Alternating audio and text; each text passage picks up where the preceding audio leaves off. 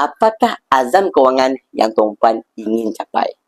Kebanyakannya ingin hidup bebas hutang, cukupkan simpanan 1 kilogram emas untuk satu keluarga, simpanan pendidikan anak-anak, simpanan untuk pergi haji, dan sebagainya.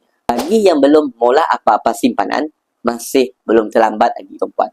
Dan bagi yang masih gagal untuk menabung, tuan-puan boleh menabung dalam bentuk emas. Kena mun sampai kini tu tuan-puan belum ada simpanan, bermakna simpanan tuan-puan tu mudah bubus ataupun bocor.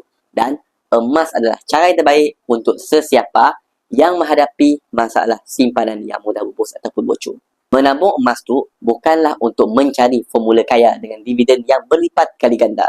Ia adalah pilihan simpanan yang selamat dan menguntungkan mun tuan-puan sabar menabung. Dengan Public Gold, tuan-puan boleh je menabung serendah RM100 melalui akaun GAP. Untuk bermula, tuan-puan boleh follow kami. Lepas saya isikan detail di beg biru bawah, insyaAllah kami akan bimbing tuan-puan dalam cara dan langkah-langkah simpanan emas yang terbaik untuk tuan-puan.